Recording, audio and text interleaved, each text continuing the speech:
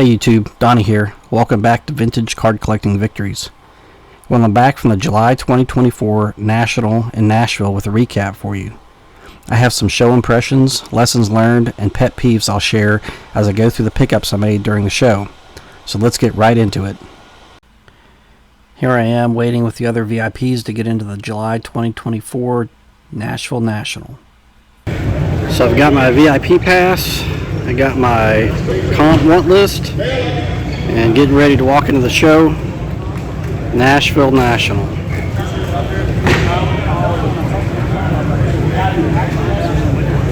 See what we can find today. Here are a few clips of some of the dealer tables and showcases at the show. This is a dealer that had a bunch of vintage commons and binders for set builders. Usually I would be all over this, but I wasn't working on commons on my sets for this time. But certainly there were a lot of set builders there. I saw several checking off want lists. And then here's some showcases from some of the vintage dealers. This one you see some Mantles in there, Mays, Banks, Yastrzemski rookie, Campanella, some Roger Maris cards, nice vintage cards, and then stacks of vintage cards there by player and by year. I ended up buying a few cards from this dealer. And these next couple showcases are mostly pre-war. A lot of red Cobbs, a lot of Walter Johnsons, Mathewsons, other pre-war Hall of Fame cards. You can see the price tags on them. I don't know what the total value of these cases were, but it was a lot. There's a Tris Speaker, and it just gets bigger and better from that. T205s, Jim Brown rookie there, more Cobbs, more Mathewsons, and then 50K Cobb there, some Honus Wagners, a couple of other Cobbs there, more red Cobbs, Colgan's Chips cards, Polar Bear red Cobb. I would love to have that one since I love Polar Bear back. Some Babe Ruth Sport Kings up there. And here's the show when the general public was walking the floor. I've seen Card Collector 2 and a few other YouTubers at this point. And now let's get on with the pickups for the day. Okay, YouTube, here's the pickups from the July 2024 National in Nashville. I'll start, I guess, with the newest cards and work my way back, saving some of the better pickups towards the end here. But to start out, I have this Pete Rose record breaker card from 1979 Topps. So I actually don't have very many Pete Rose cards. I did pick up a 64 Topps card last year and get him autographed it, but I don't have very many. So I saw this. I think it was $2.50 in a value box. It was nice condition. So I figured, no, for $2.50, well worth it to add to the Pete Rose player run. Next up, 78 Tom Seaver. Again, really nice condition. I think this was $2.50 or $5, something like that, in a value box. Again, I don't have very many Tom Seaver cards, and I know I should, so I figured this was a affordable way to build on the Tom Seaver collection. So I'm happy with that one. And I also picked up this Reggie Jackson. This is kind of Reggie's most iconic card, if you will. Very popular card, one I've wanted for a while. So I got this in a value box too, I think for $5 at most, maybe $2.50. It's not in perfect condition, but it's pretty nice shape. Certainly good enough to put on a stand on a display. in my office or somewhere like that, and share it with folks. So at some point I'll get a graded copy of this, but for right now, this will work nicely for my collection.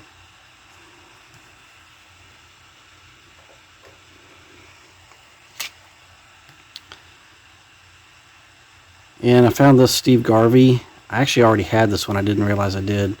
But again, it was in the value box. Garvey's getting some attention because he's running for office in California, I believe. So he's kind of been in the headlines lately. So I figured I'd pick this up. Maybe an upgrade for my 75 top set. I'll have to look at it and see the condition of the one that's in there already. But for between $2.50 and $5, I figured that was a decent little pickup. Next up is this World Series card for Al Kaline. It's really nice condition, 1969 set, number 166. I actually needed this for the 69 set. I don't have a whole lot of that set complete yet. But Al Kaline card checks off a box off the set want list for somewhere between $2.50 and $5. Figured that was a no-brainer.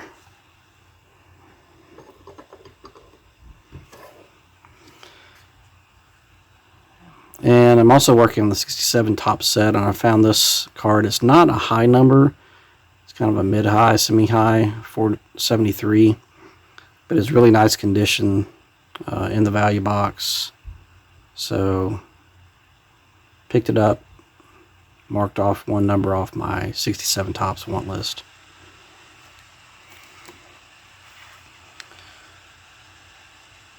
This Jim Cott, again, looks fantastic condition, found in a value box. Paid between $2.50 and $5 for it. Needed it for my 67 or 66 set rather. So checked off a couple check boxes, set want list, as well as Hall of Famer player run. So for that price, again, pretty easy decision to grab that.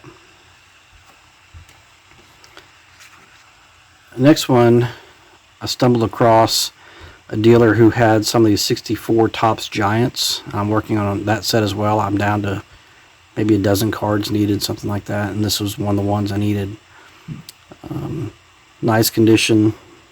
I love these 64 Topps Giants. They're just have really interesting backs on them. The photography is usually pretty good. Nice color photographs, large size. They're nice to look at. And I got this for $5. Okay, next up is this Ken Boyer rookie card from 1955 Topps. I found this in the value box as well for $5. Now, I already had a Ken Boyer rookie card on my 55 Topps beater set, but this is definitely an upgrade to that. It's in really nice condition. Corners, edges, color, centering, everything is really nice. So for $5, heck yeah. Nice card. Possible Hall of Famer in the future. These cards usually go for at least maybe $30, $40, $50 in this kind of condition. So good find there.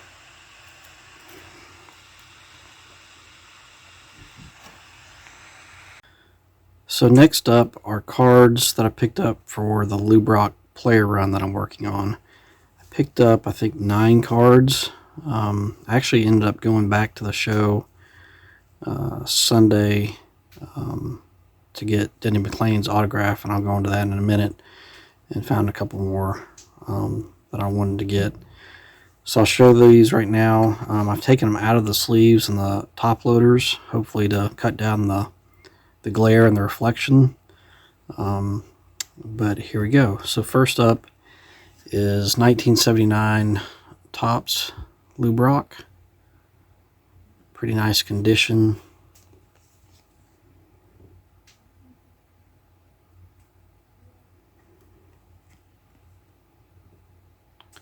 So I think that leaves me with maybe one of the 1979s that I need to get still. So there's that one. Get that back in its sleeve and top loader here. And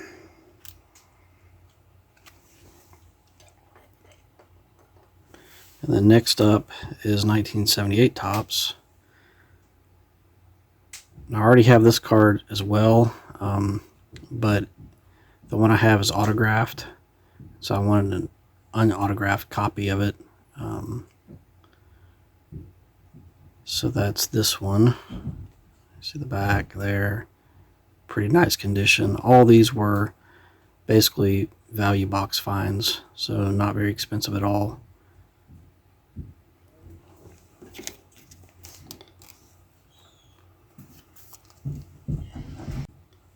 So we'll set that one up here.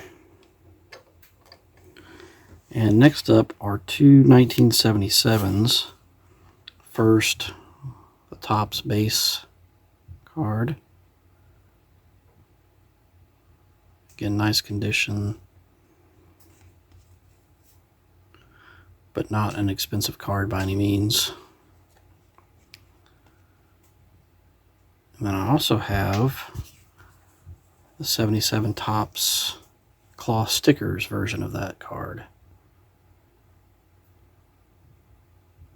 So, like I said in my preview video, I like to pick up oddball cards too for play runs, not just a standard base Topps and Bowman card. So this one fits the oddball category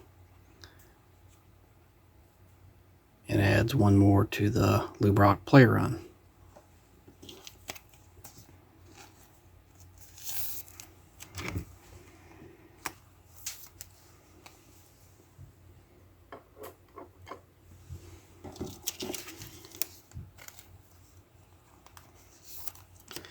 And next up will be 1975 Topps.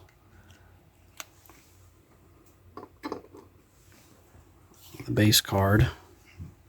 I am working on a 1975 Topps set, so this fills two holes, Lou Brock play run as well as that set want list. There's the back of it. So pretty nice condition. Not perfect centering, but decent centering. So there's that one.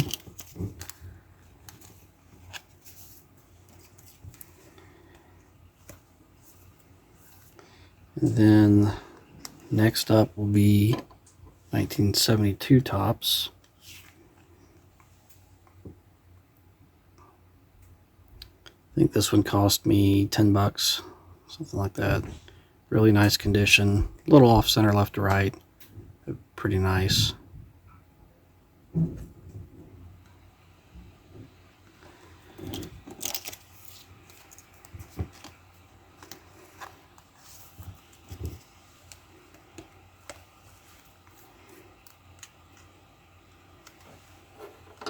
That one's set up here. And then we have a 1970 Lou Brock. Other than the top left corner, this one's pretty nice as well. Actually, I think I may have had another copy of this, so I'll have to go back and look and see which one's better condition. Lesser condition may go on off a shelf for display, or maybe in the dupes box for trading. There's that.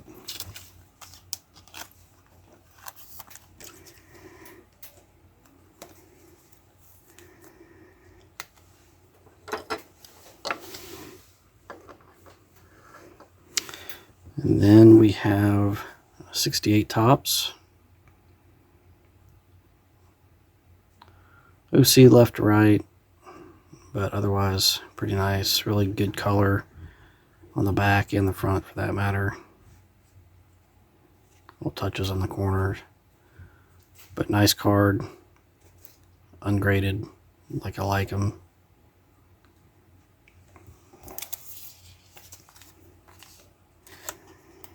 And then last up will be 1964.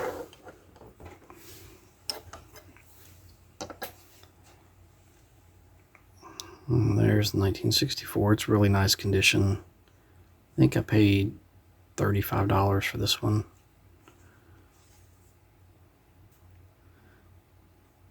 Nice back. Nice front. So that is the extent of the Lou Brock pickups for the Nashville National this summer. And there they all are on display. Next up are the 1965 Topps cards. I do have a set going. I'm very close to finishing that. Like I said in my preview video, it's down to 8 cards plus some upgrades. And I wanted to pick up at least a couple to knock that number down and hopefully get it within completion range for the end of this year. So I ended up picking up 3 65 Topps baseball cards at the show. First up is Richie Allen. So this is a high number, possible future Hall of Famer. A lot of people consider him the best player not in the Hall of Fame right now. So decent condition card, not exactly as high condition as what I would have liked for my Excellent Mint set, but it'll do for now. I'll put it on the upgrade list, and then when I find another one that's better, I can pick it up. These are surprisingly expensive if you go on eBay and try to find them. They're much more than a standard high number card for sure.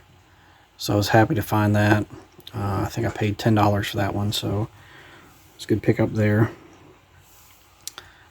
Next up is the Phil Niekro, and this is a Rookie Stars card from the 65 Topps set, but Phil Niekro's rookie card is actually 1964 Topps. But nevertheless, this is one of the ones I needed for the set. It's a high number as well.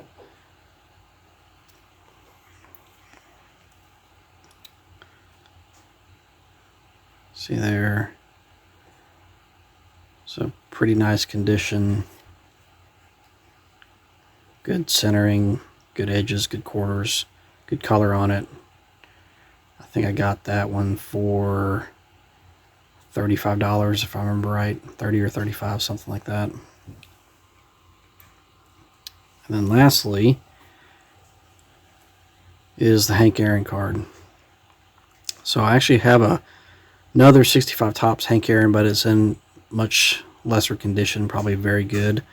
I found this one at one of the dealers who I frequent and have bought things from in the past, and it looked pretty nice. Corners on it, centering's good, edges are good, color's good, just a really nice card. And so he asked $100 for that, and I took it. I think that's in line with the comps. If it were to be graded, I'm sure it'd be significantly more valuable than that, but for $100, Hank Aaron card, one of the last 8 cards I needed for the 65 Topps set. And now with those 3, I'm down to needing just 5 cards. The Willie Mays, Pete Rose, Sandy Koufax, Steve Carlton rookie, and Tony Perez rookie. So hopefully by the end of this year, 2024, I'll have picked up those last 5 cards and can claim victory on the 1965 Topps baseball set. I mentioned a little while ago that I had to go back to the show on Sunday because on Friday I had failed to pull the Denny McLain rookie card out of my 65 Topps set to take with me to get autographed. So I ended up having to go pick up my son from a sleepover anyway, and it was kind of on the way. So I just extended that trip a little bit, went back up to the show, brought the 65 Topps McLain rookie card with me, and got Mr. McLain to sign it at the show. He was charging $30 to sign the card, and that's including inscriptions. And so here is the autographed, inscribed Denny McLain rookie card. Denny McLain's the last 30-game winner of all the pitchers, possibly the last ever, because the way they use pitchers now, it's doubtful any other pitcher will have an opportunity to win 30 games in a season. Won a couple Cy Youngs, won an MVP, was a really great pitcher for probably about 4 years. I think pitched for maybe 10 years or so. Ended up, I think, throwing out his arm and having some personal issues after baseball. But he's a frequent autograph guest now, especially at the Nashville shows.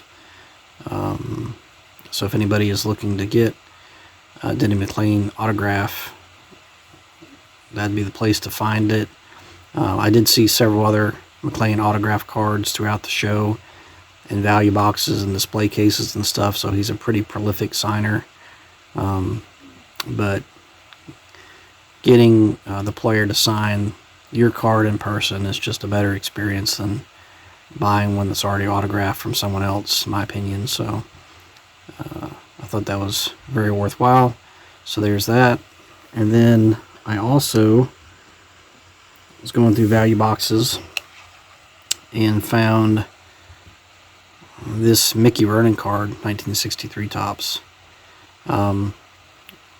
Largely considered a common player, but Mickey Vernon was my dad's favorite player when he was growing up. My dad was born in Ohio, was an Indians fan, Mickey Vernon's, before they moved to St. Petersburg, Florida.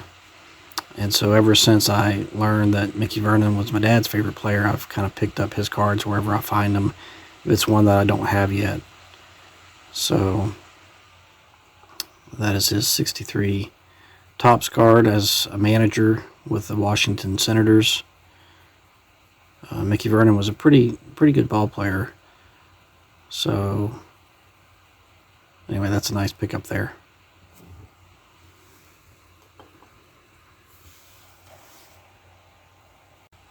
I also mentioned on my preview video that I was hoping to pick up a couple cards from my Richie Ashburn player run. The first day I was there at the show, I looked for the 1957 Topps Richie Ashburn, thinking it would be pretty easy to find, and I struck out. There was a couple there, some lower condition, some much higher condition, graded ones. There was one graded one that they were asking $150 for, and I wasn't going to pay. I didn't need that kind of a 57 Topps Richie Ashburn card, so I wasn't going to pay that. Then when I came back on Sunday, I spent a few minutes looking at a couple more showcases and value boxes that I missed the first time around, and I did end up finding a 57 Topps Richie Ashburn. And so here it is. Pretty nice card, good color, good surface, a little off center, left to right, top to bottom, but for 57s, this is pretty good. 57s are notorious for being horrible on centering. And so I was happy to find this one.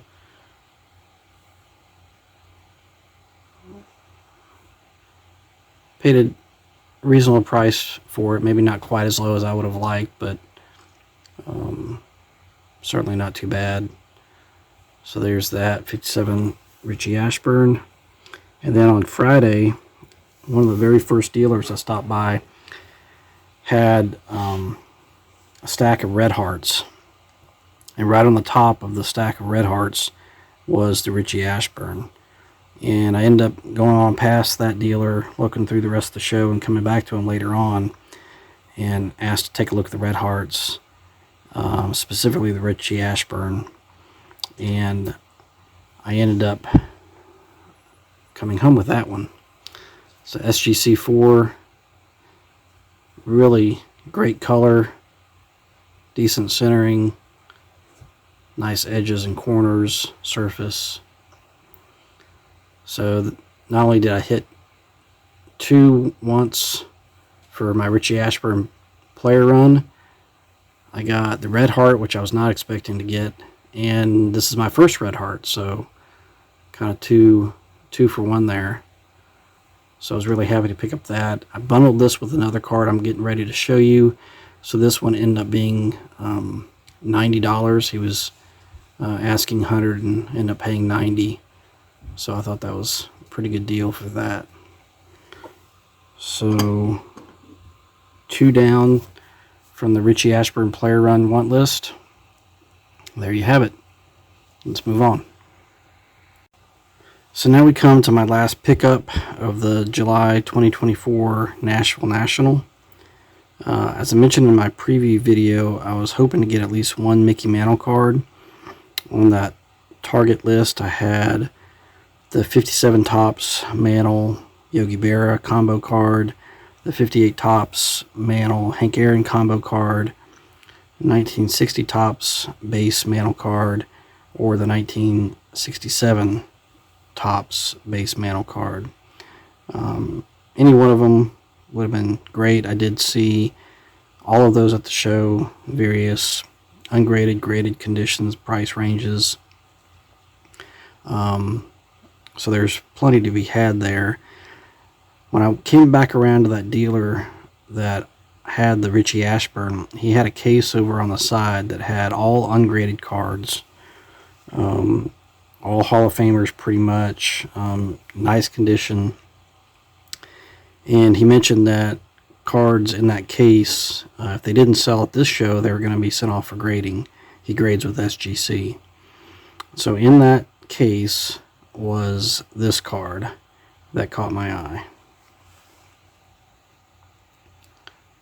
It's 1958 Topps Mickey Mantle Hank Aaron World Series batting foes.